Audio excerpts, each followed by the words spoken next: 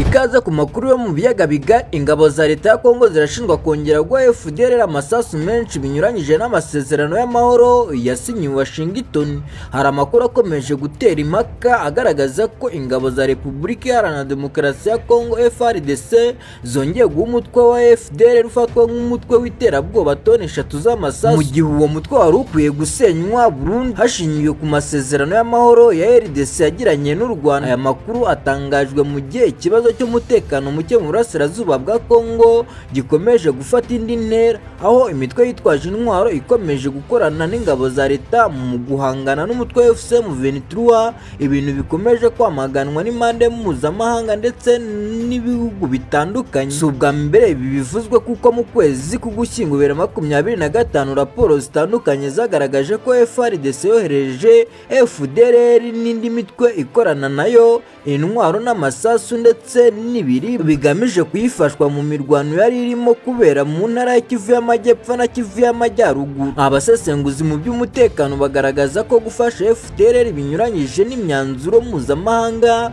n'amasezerano ya diplomasi, cyane cyane ayo Congo yemeje yubahirizwa mu biganiro by'amahoro n'u Rwanda, aho yasabwaga gufata ingamba zifatika zo gusenya uwo mutwe umaze imyaka myinshi ushinjwa guhungabanya umutekano w'akarere. Iki kibazo gikomeje gushyira igitutu kuri guverinoma ya Kinshasa, aho bamwe bayishinja gukoresha imitwe yitwaje intwaro nk'ingabo zifasha FARDC mu buryo butaziguye, bikarushaho gutinza amahoro arambye mu burasirazuba bwa Congo. Mu gihe bikomeje kuvugwa, abaturage bo muri ako karere bakomeje kuba bazahajwe n'ingaruka z'intambara zirimo ubwicanyi ku ngo zabo no kubura umutekano, mu gihe amahanga akomeje gusaba ibikorwa bifatika aho kuba amagambo kugira ngo amahoro n'umutekano birambye bigerweho mu karere k'ibiyaga bigari. Njye umvaga ni Damu na yini M23 news, ngaho kora subscribe kuri like, share, comment kugira ngo tujye dukomeza kubana mu makuru maca kandi agezweho.